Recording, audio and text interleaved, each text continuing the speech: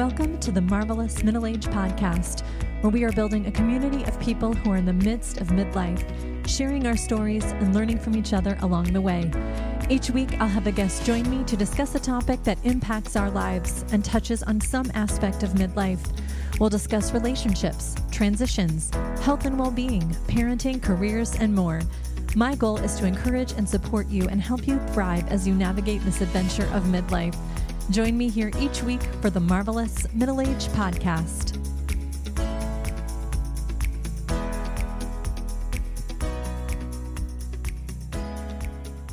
Josie Faass, welcome to the Marvelous Middle Age Podcast.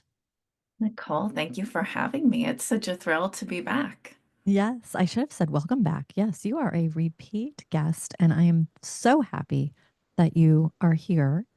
Before we get started, can you introduce yourself to the listeners and just share whatever you'd like about yourself? Sure. So my name's Josie. I live in New Jersey. I have two boys, a almost 15-year-old and a 7-year-old, which is just crazy. Can't believe it.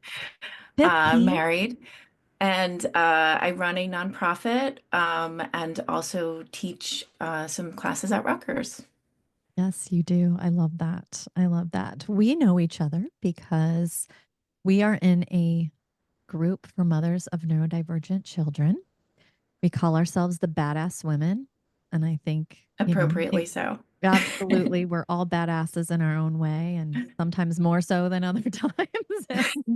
We just, it's such a wonderful support. I think we would all agree we're a critical part of our journey in parenting and life generally now. I feel like we know just so much about each other and everything. Yes. I think talking daily and sharing like moment to moment updates. Yeah, pretty Yes, much. gets you Yeah, to that point. that's what it feels like sometimes, right? We're just like, okay, this happened and this happened. And we've met in person once. We went to Nashville last year and met each other. And we're going to do that again, do a mom's trip here soon. And so that was Philadelphia. Amazing. I think the first time I saw everybody, I just had to hug everyone. Like, you are real. Like, you're a real flesh and blood person. Like, we're not just our heads on our Marco Polo app that we use. So we're real people. I don't know why. Same thought. Yes. We're real. So that's how we know each other. And you were on the podcast in season 1, episode 10. We talked about our kiddos and what it's like being parents of neurodivergent kids. And if you haven't listened to that episode, I would highly encourage you to do so.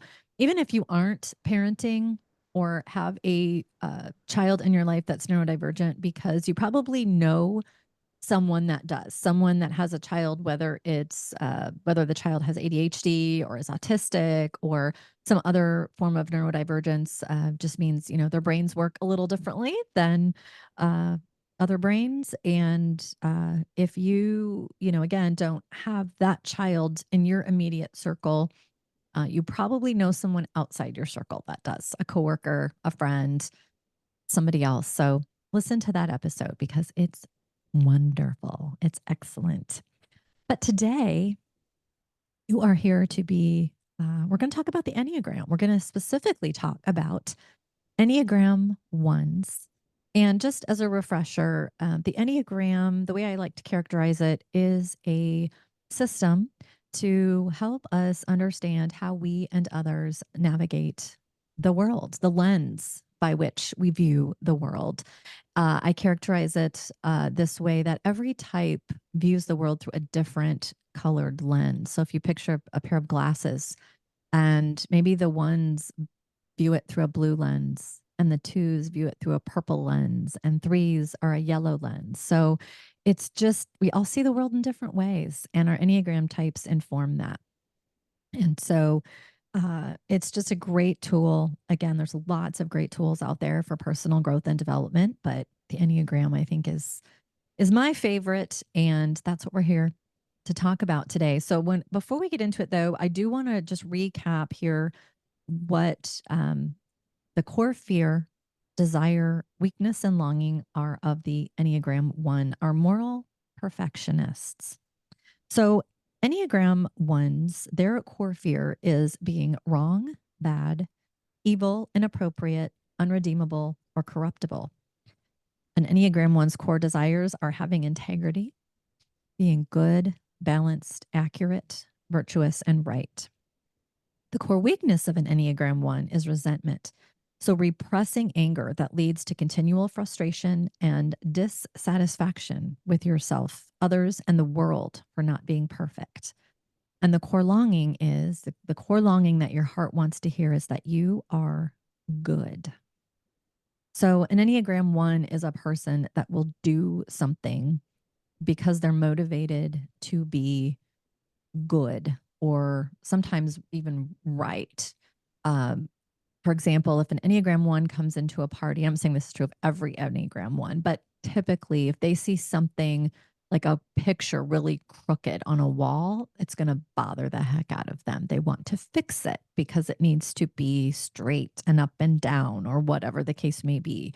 I have a strong wing one. So we won't go into wings today, but I really identify with that need to want to be accurate and correct and right and good. And so I actually thought I was a one for a little while because how strong that is in me. So I can identify with that a lot. So before we kind of dive into some unique aspects of the Enneagram One, how did you first hear about the Enneagram and what kind of interested you about it? Actually, I first heard about it from you. And the way you spoke about it made me very intrigued, because I know that it has been a tool for you to better understand yourself and interact with the world in authentic and useful ways. And so I was really intrigued. I had done personality tests before, like Myers-Briggs and probably some others as well. And I felt like there was like some accuracy there, sort of like horoscope, I'm a Scorpio. I have Mm-hmm. some of those traits, right? Um, but it didn't really feel like a great fit, the results that I would get. And so it was like, okay, that was, an interesting way to spend 15 minutes taking a quiz, right? Right, right. Which I do enjoy doing. Yes, me too. But then you mentioned the Enneagram and you spoke about it in a way that was intriguing. And so I went and took one of the online tests and, immediately it told me I was a one. And I was like, okay, well, let me dig into this, sort of going into it thinking about the same kind of experience of like, what's this going to be like? Is it going to be useful? And it actually was, which kind of surprised me only because the other ones I had felt like, yeah, there's not, it's okay, but it's not great.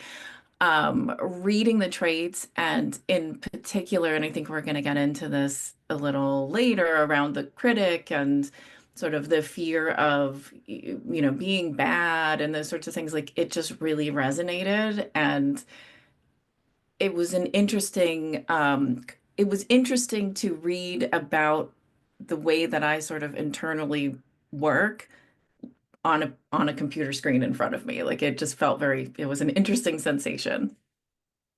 Yeah, I was going to ask how you felt when you read it, and I think I even remember you saying something like that you were reading it and going, "Oh yeah, I resonate with this. Like I can identify with this." And I tell people to always keep in mind that the Enneagram is based on motivation. So it's the why we do what we do, not the behavior itself, but the why. And so sometimes in finding out their type, people can say, oh gosh, but I do, these things over here too, and I do this and that, but it's the why that we Hmm. do what Hmm. we do. And you brought up the inner critic, and that is a unique trait of an Enneagram One. And I've heard other Enneagram Ones say that they didn't realize that everyone didn't have this, that they thought that everybody had an inner critic. And to some extent, I think we all kind of internalize and we hear that expression, we can be our own worst critic, right? I think we all have Hmm. that to an Hmm. extent, but ones have it the most of any of the nine types. And it can be to an extent where it can be kind of paralyzing or really difficult to overcome that voice of that inner critic and can incapacitate or really impact a one.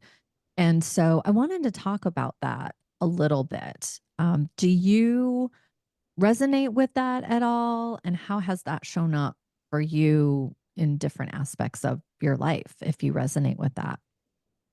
That's definitely familiar to me. I have an inner critic for sure. I think, like you were saying, like other ones didn't really understand that not everybody walks around with this kind of shaming voice in their head that's like, you're not doing enough or you're not doing it right or it could have been done better.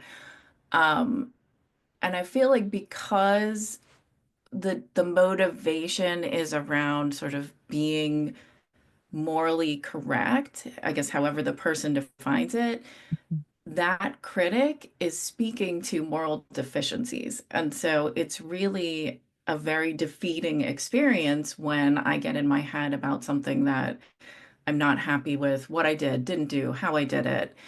Uh, so yeah, it was interesting to have that pointed out, both because it gives the perspective of like, wow, this is something that not everybody has, which means it's not necessarily right, you know?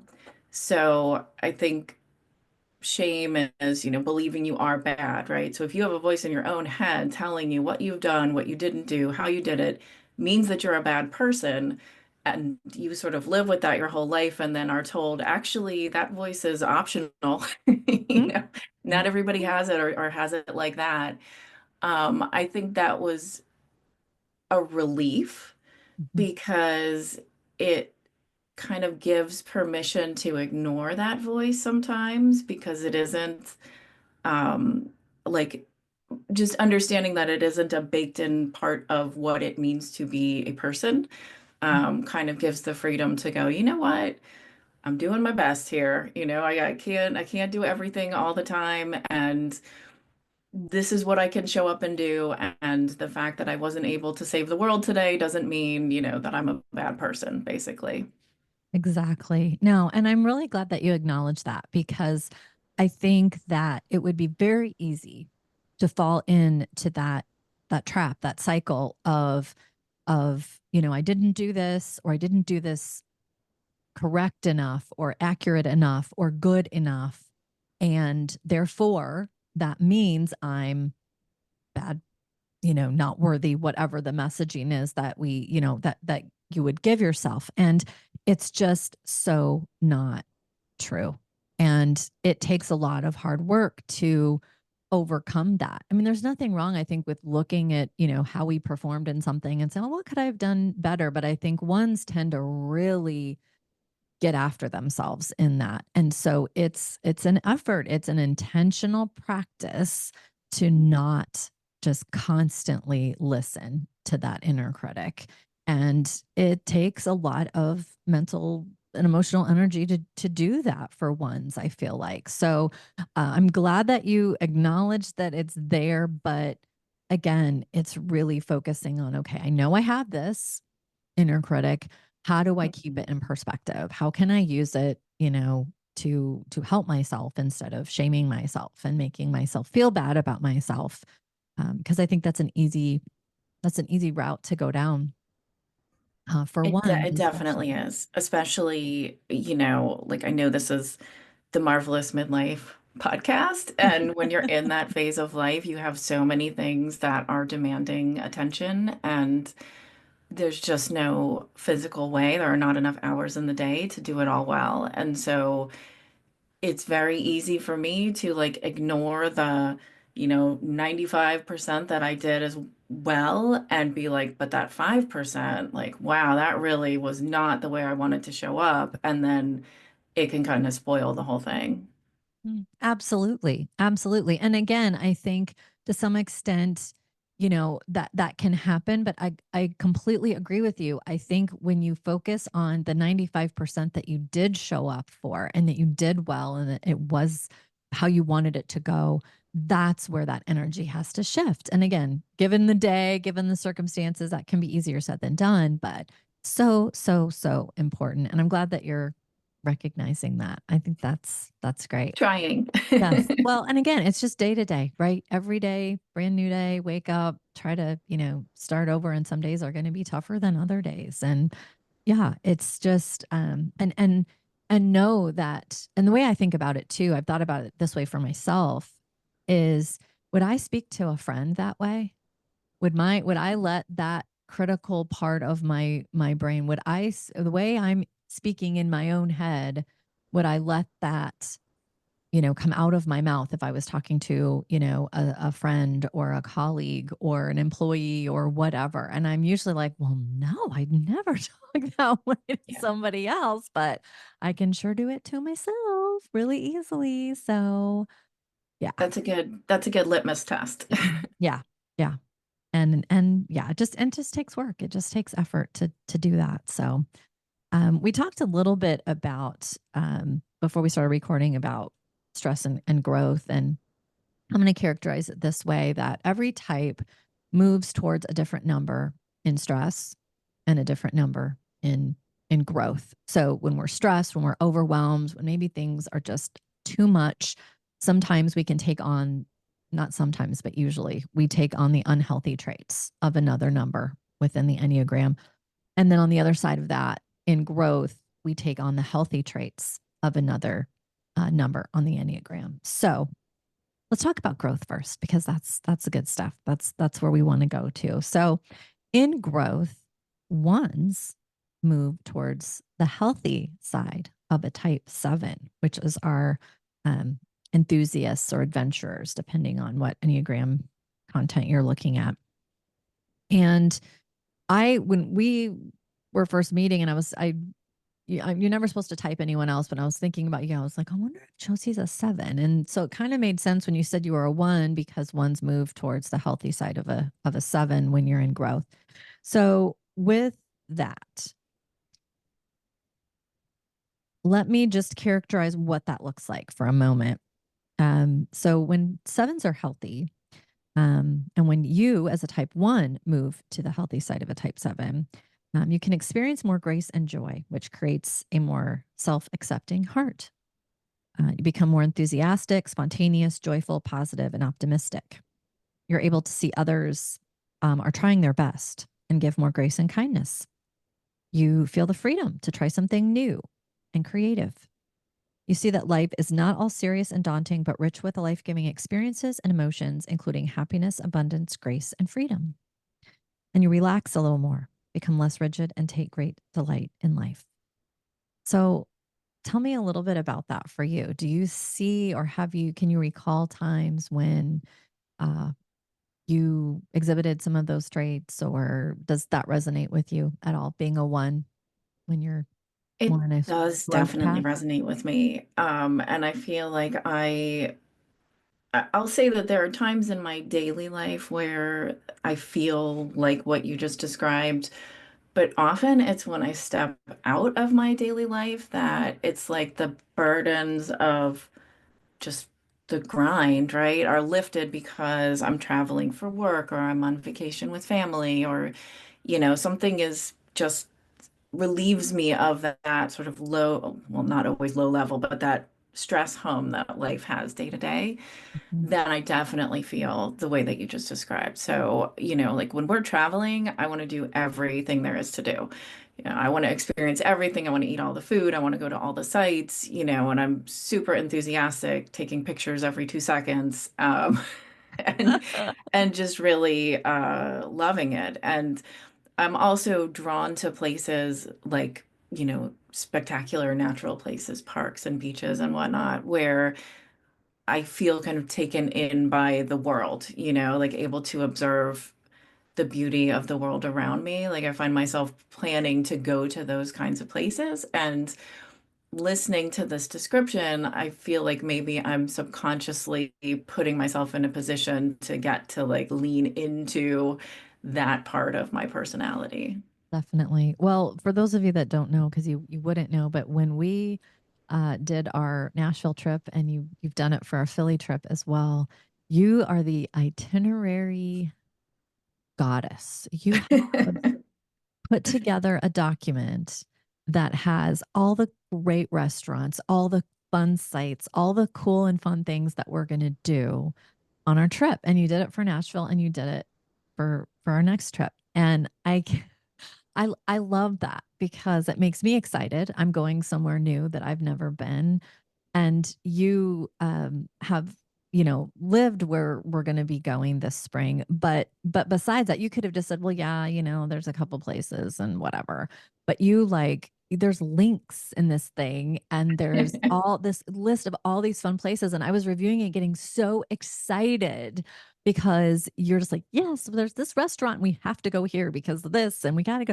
I'm like, that, yeah, that seven is just coming out. And I love that. And I completely agree with you about being drawn to natural beauty and places. Uh, in New Jersey. Like you've shown us like beautiful places that you've gone hiking and different things. I'm like, I didn't know New Jersey was such a I mean, they call it the Garden State, right? I mean, gosh, I should have, but like there's some really beautiful places there, and you will show us that sometimes when you're out, and I love that. And I love that you recognize that about yourself, that you do that.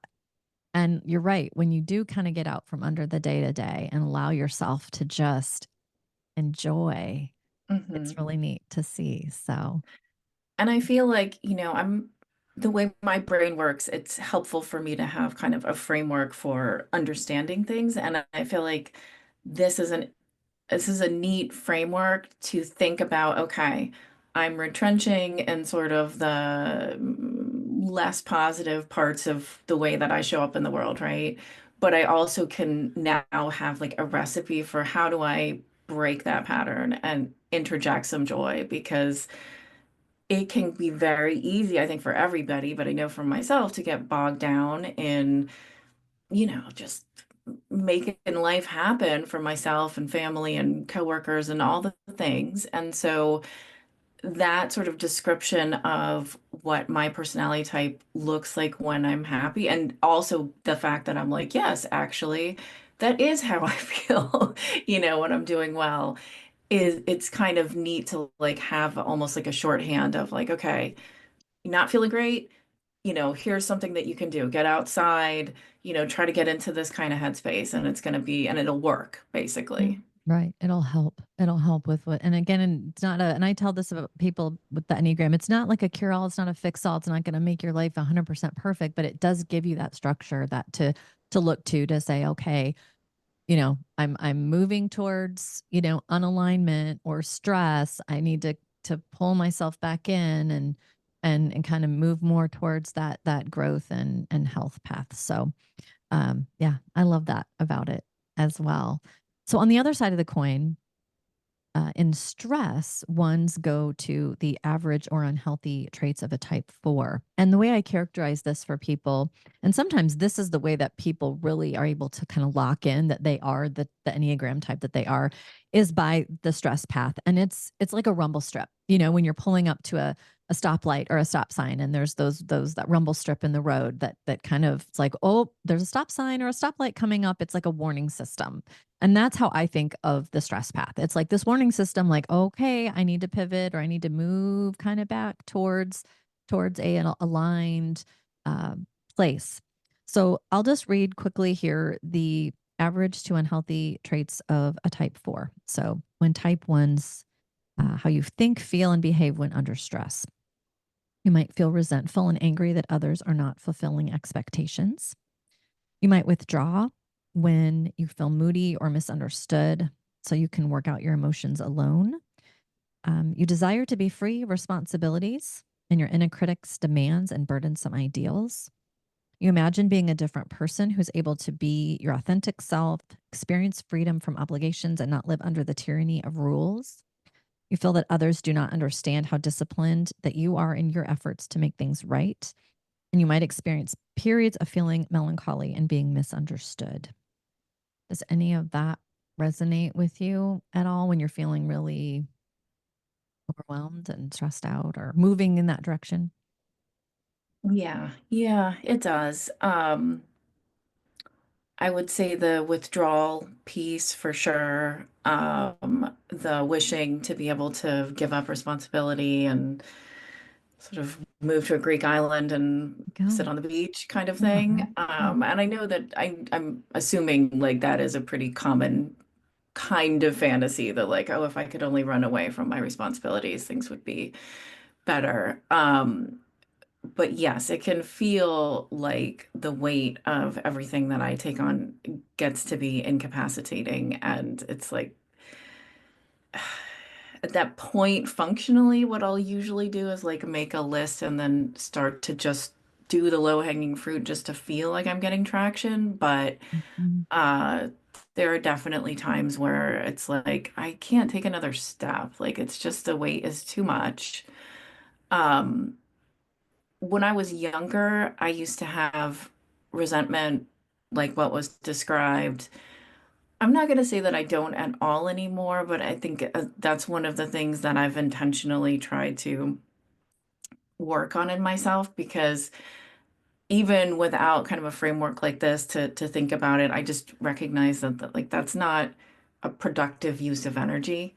Um, and it's not respectful of other people. Now, there's other people who genuinely are not trying to the extent that they could or should. But I try to kind of mentally stay in my lane with that because that's really where things can spiral. If you're for me, projecting unhappiness out onto other people, it just it's never going to make you feel better, has been my experience. So that's one where I feel like I've tried very hard to like be aware. Oh, I'm doing it. I don't want to do that. Um, but yes, I think that description is accurate. And there's been many, many times where I have felt this sort of like bottoming out. It's all too much. I can't do this anymore. Mhm. Um, I know a lot of people, I'm sure, feel that way, but Mhm. yes, that rung true. Yeah. Yeah. And again, that's when ones are really heading into that super stressful, overwhelmed place. I think most of us exist in the middle, right? We're never, at our, perfect, most developed self, but we're also not always in the trenches either. We're kind of in this middle space, kind of shifting back and forth, Mhm. across the spectrum of these things. And again, I think to what you said, and it just really made me like my heart felt happy when you said like I'm aware. And that's all I think that we can do with it's being more aware when we see ourselves like, oh, okay, I'm going down this road. And, it's that awareness and saying, you know, I need to bring myself back. What are some things I can do for myself? Or how can I pour back into myself with maybe it's activities I enjoy or whatever the case may be, to get myself back on track Mhm. and getting back there. And again, it's awareness. It just is. And I think the other thing that the Enneagram can do, and I heard you talk about this just now, is just having more grace and compassion for other people because we know, oh gosh, I'm in this place. This is where I'm at. I need to give people some grace and some Mhm. compassion, and ourselves too. And again, ones, again, I don't think that is comes as naturally to ones as maybe some of the other Enneagram types, but it helps us develop our compassion for others and because if especially if we know their Enneagram type and we know where they're coming from, it's really Mhm. nice to have that perspective and whatnot. So, well, Yeah. I just really appreciate you sharing. Is there anything else, if there's other people listening out there that are ones or think they might be a one, is there anything else you just want to share or any other observations you've had about this learning your type and realizing you were a one or anything you'd want to share about it?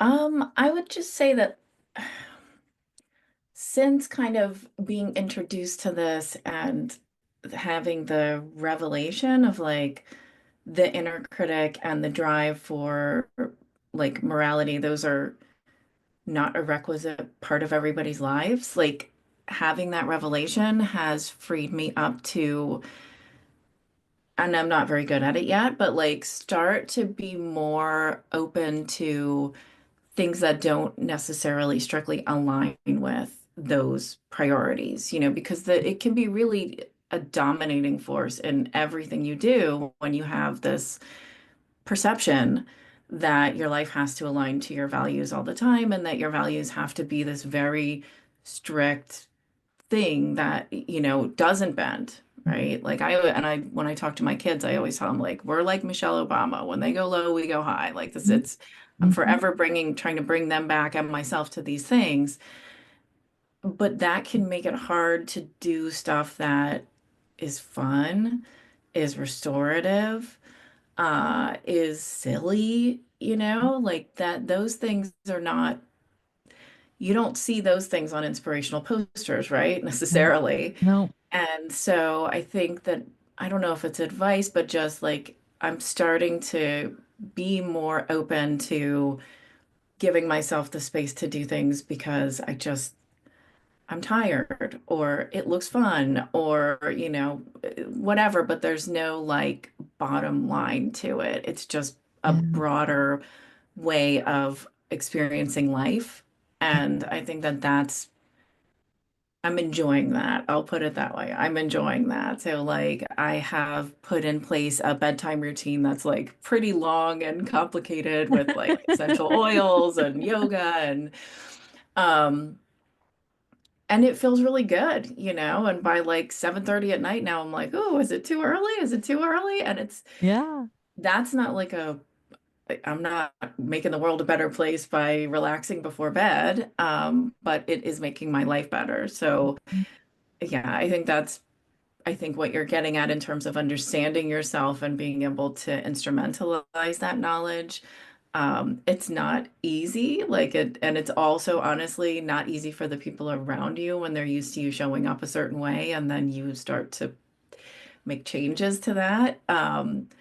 But yeah, I think it's worth it. So I'm appreciative that you introduced me to this idea because I do it's kind of revelatory and it's something that I sort of return to when I feel myself getting caught up in something and like, okay, but remember, this is not the unequivocal truth. This is your perception of what's happening, and that can be useful too. Yeah. That's so beautifully said. I have nothing to add, and I'm not going to. So I love the way you framed all of that. Well, Josie, thank you so much for being on the episode today and so uh, articulately and bravely sharing what it's like to be an Enneagram One. Thank you so much. Thank you for having me. If you're enjoying the podcast, please follow the show to make sure the latest episode is on your podcast feed each week. I would greatly appreciate a rating and a 5-star review on the podcast platform you're listening on. It helps others to find the show. If there are topics you'd like me to discuss on the show, please email me at themarvelousmiddleagepodcast@gmail.com or direct message me on Instagram at Nicole Stute. Thank you for listening.